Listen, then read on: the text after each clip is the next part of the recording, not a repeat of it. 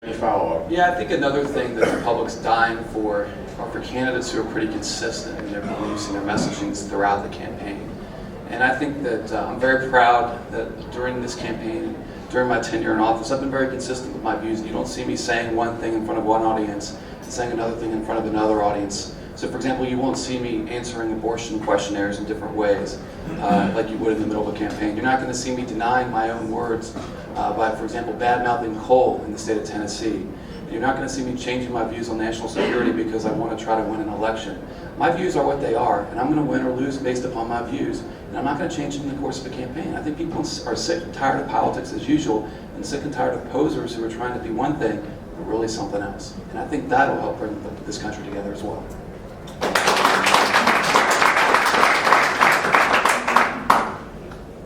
Can I respond to that?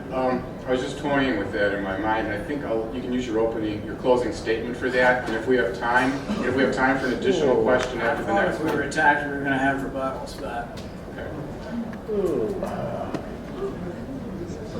Next.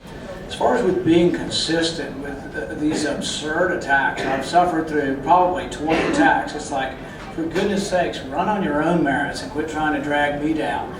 The only thing that's been consistent about his campaign is that he's been intellectually dishonest from the very beginning. From the very beginning, he's taken 3 words out of context. He implies, I want to let the terrorists go.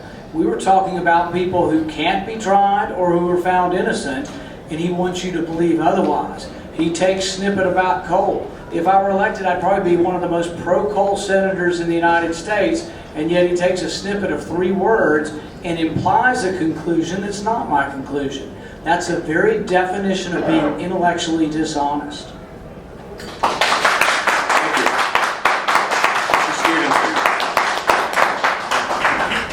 And as far as the disagreements, the respectful disagreements that Dr. Paul and I have, that's all they are. We just disagree on policy. We both agree to endorse one another and stand next to each other on the Saturday after the primary. I'm going to be there, and I'm confident that he's going to be there. We just disagree on these issues. And you know, I don't understand why he's not proud of his views like I'm proud of my views. But I have a lot of respect for him.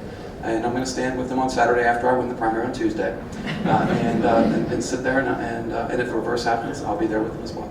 Mr. Paul. Big difference. I don't go around the state saying he's pro-choice and he's for partial birth abortion. He's been all over the state lying about me.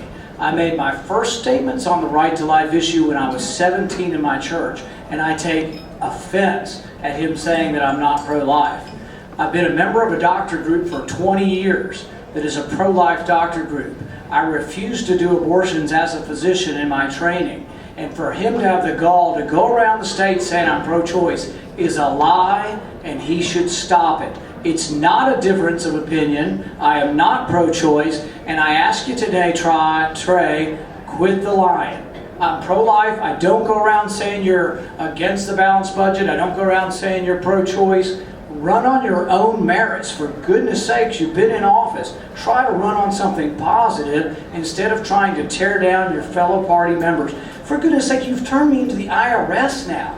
You've written letters to the government saying I'm not paying my taxes, and you did the same thing in 2007. You had all of your employees paid as contractors, and it's a debatable point that we've asked for an opinion on the IRS, but you're like the little kid at school saying, oh, I'm going to tell on the guy for not paying his tax. That is awful and despicable, Trey. Okay, thank you.